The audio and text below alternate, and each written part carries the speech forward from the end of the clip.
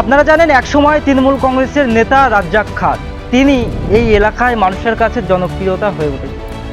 আর এই জনপ্রিয়তা এক পক্ষের তৃণমূল কংগ্রেস নেতাদের কাছে এই জনপ্রিয়তা কাল হয়ে দাঁড়িয়েছে। আর এই জনপ্রিয়তার কারণে রাজ্জাক খানকে খুন হতে হয় শাসক দলের নেতাদের কাছে। এবং যেদিনকে রাজ্জাক খান খুন হয়েছিল, যারা শওকত ঘনিষ্ঠ তৃণমূল কংগ্রেসের নেতারা ছিল, তারা প্রকাশ্যে অন ক্যামেরায় বলেছিল যে নওশাদ সিদ্দিকীর মদতে এই খুনটা হয়েছে।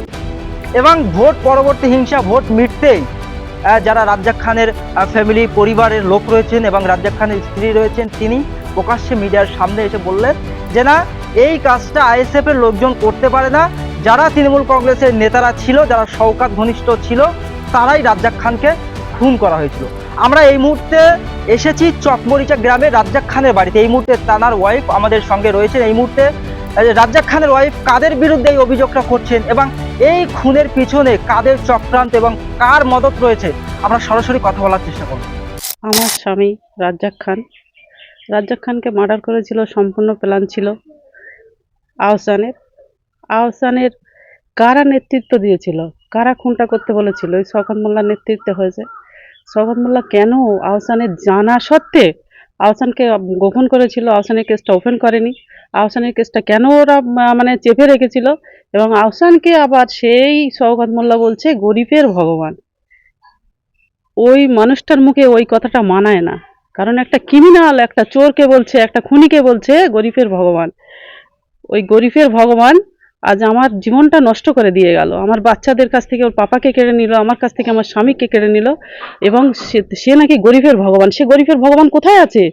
রাজ্জাক খানের চেপে রাখার জন্য রাজ্জাক খানকে মানে খুন করতে হলো, কিন্তু আজ সে কোথায় কোথায় লুকিয়ে আছে? সে বাইরে বার হোক। কোথায় আছে সে? তাকে অবিলম্বে গ্রেফতার করা হোক এবং আমার কেসটা রিওপেন করা হোক। শুভেন্দু বাবুর কাছে আমি অনুরোধ করছি, জোর হাত করে অনুরোধ করছি যে আমার কেসটা যাতে রিওপেন করে, তার জন্য আমি শুভেন্দু বাবুর কাছে জোর হাত করে অনুরোধ করছি। এই যে আহসান মোল্লা আরো যারা তৃণমূল কংগ্রেসের নেতারা ছিল, তারা তো শওকত ঘনিষ্ঠ। হ্যাঁ, শওকত ঘনিষ্ঠ, সবই শওকত ঘনিষ্ঠ। শওকত মোল্লা যদি না ভাঙড়ে আসতো, তাহলে আমার স্বামীর জীবনটা কোনো দিনও এভাবে হয়তো যেত না। কারণ ওই খুনি আসার পরে ভাঙড়ে অনেক খুন হয়েছে, অনেক বউ আমার মতো বিধবা হয়েছে, অনেক আমার বাচ্চা কাচ্চার মতো এতিম হয়েছে। ওই মানুষটা আসার পরে, ওই মানুষটা কেন যে ওই মমতা ব্যানার্জি এখানে দিল, আর কেন যে মমতা ব্যানার্জি একটা খুনিকে ডান হাত বললো, আর সেই ডান হাত আবার আরেকটা খুনিকে বলছে ভগবান। এই খুনিদের বাংলায় কোনো অস্তিত্ব নেই, থাকবে না। আগামী দিনে ওদের মুখটা আমরা দেখতে চাই না।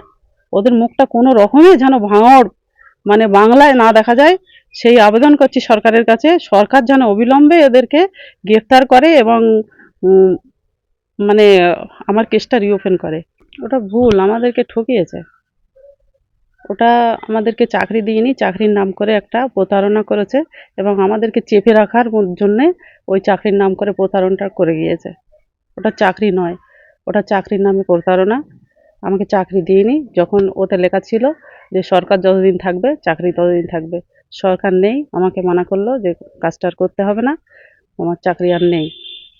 ওরা আমাদের সাথে প্রতারণা করেছে এবং আমাদেরকে হুমকি দিয়ে সবসময় দমিয়ে রাখার চেষ্টা করেছিল, দমিয়ে রেখেছিল, যাতে আমরা মুখ না খুলি, তার জন্য আমাদেরকে চেপে রেখেছিল। না, একদম না। এই যে ওরা খুনটা করলো, টিএমসির নেতারা খুনটা করলো এবং তাদেরকে সব আবার ফিরিয়ে আনলো 3 মাসের মধ্যে। এত বড় ক্রিটিক্যাল একটা কেস 3 মাসের মধ্যে ফিরে আসে কি করে? আর সেই ফিরে এলো এবং মানে তাদেরকে কোনো শাস্তি হলো না। আবার নওশাদ যে কজন আছে আপাতত জেলে, সেটা নওশাদ সিদ্দিকী ভাইজানের জন্যই আছে জেলে। উনি যদি খোঁচা না মারতো, তাহলে ওরাও বেরিয়ে আসতো। ওনার খোঁচায়, কলমের খোঁচায় এবং ওনার মানে বক্তব্যের কারণে ওই 5 জন এখনো আছে, নইলে ওরা থাকতো না, চলে আসতো, ফিরে আসতো। ওরা ফিরে আনতো, ফিরিয়ে এনে ওদেরকে মদত দিচ্ছে, এখনো পর্যন্ত ওদের দিয়ে পার্টি করাচ্ছে, ওদের দিয়ে মানে সমস্ত খরচপাতি সব ওই আহসান শওকত মোল্লা বহন করছে। ওরা কিভাবে এই যে কোর্ট খরচ, সংসার খরচ কোথায় থেকে পায়? ওরা কিভাবে এখনো মানে বাইরে ঘুরে বেড়ায়? এত বড় একটা কেসের মানে পরিপ্রেক্ষিতে ওরা বাইরে এখনো ঘুরে বেড়াচ্ছে কি কারণে? কিভাবে? ওদের কাছে কোনো বিচার নেই? সম্পূর্ণ খুন টিএমসির নেতারাই করেছে। আইএসএফ নেতারা এরকম করতেই পারে না। আইএসএফ নেতারা থাকলে আমার স্বামী মরতো না কোনোদিনও। হয়তো দুদিন বাইরে থাকতে হতো তার, বাইরে থেকে আবার ফের তারা তার জায়গা সে পূর্ণ করতো। কিন্তু টিএমসি নেতারাই টিএমসি নেতাকে মেরেছে। ওরা একজন খুনি, ওরা ভালো না, ওরা দুর্নীতিবাজ। তার জন্য আজ সমস্ত মানে গোড়া পর্যন্ত উপড়ে গিয়েছে। ওরা দুর্নীতিবাজ বলেই গোড়া পর্যন্ত উপড়ে গিয়েছে। এখনো পর্যন্ত আইএসএফ এর নেতারা নেতৃত্বরা তারা বলছে যদি এই মুহূর্তে আপনার কোনো সহযোগিতা লাগে সেক্ষেত্রে আইএসএফ করতে রাজি। আপনি কি আইএসএফ এর কাছে কোনো সহযোগিতা বা কোনো কিছু আশা করছেন? অবশ্যই আইএসএফরা আছে মানে ওরা প্রথম থেকে আমার সহযোগিতা করতে চেয়েছিল এবং এখনো আমার সহযোগিতা করতে চায় এবং আগামী দিনেও আমি ওদের সহযোগিতায় আমি এগিয়ে যাব। এই যে স্বামী হারানোর ব্যথা কিভাবে দেখছেন? আর তৃণমূল কংগ্রেসের নেতারা এই যে আপনার যে একটা ফ্যামিলি পরিবারকে যে শূন্য করে দিল। যে হারায় সেই বোঝে, যার যায় সেই বোঝে। এই যাওয়াটা মানে এটা তো ভাষায় বলা যায় না যে আমি কি কষ্টে আছি এবং আমার বাচ্চারা কি কষ্টে আছে। তা যাই হোক, যারা করেছে তারা শাস্তি পাক।